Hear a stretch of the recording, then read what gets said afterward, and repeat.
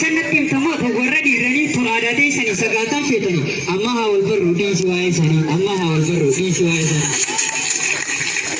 Maaliif barbaadee hinaan jettee wal barraa siin ta'uu na dhiisi nan dhaabin daandiirraa karaa naaf lakkisi ilaalladhu kan biraa karaa naaf lakkisi ilaalladhu kan biraa. Dhaabaa dhaabbanni kee halaalaa mul'ata ijjiidhaan kee urjii firii kee buskuta jaabbistiikiin kan kee fireecha fakkaata. Kan baana fakkaata. Kan silaan hunda qalbii attee deemta kanaafi si bare si baruu furmaata kanaafi si bare si baruu furmaata.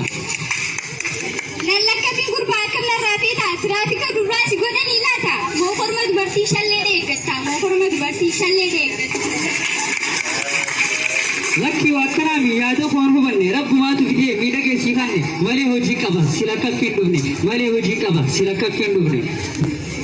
Karaadhaa maal godha Oromoon safuu qaba yoo wal jaalatillee daandii dhufuun qaba yoom akka kanatti daandiirra ol dhaaba yoom akka kanatti daandiirra ol dhaaba.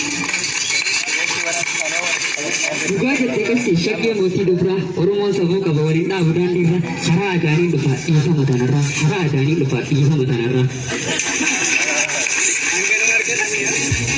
Yani biyya fanaati akkam jedhu. Ani leessi jaalladha dhugaa. Sinsi na jabu namni deema. Akka ni jaalladha dhugaa. Si malee nama biraa heema.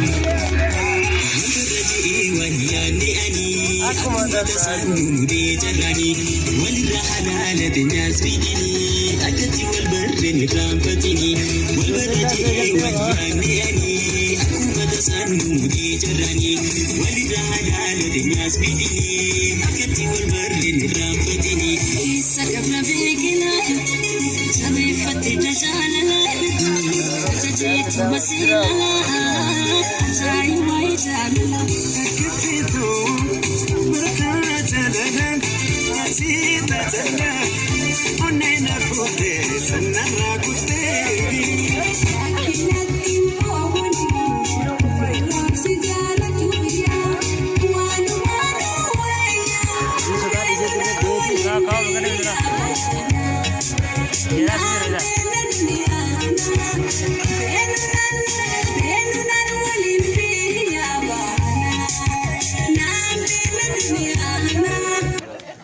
Mata jechuudha.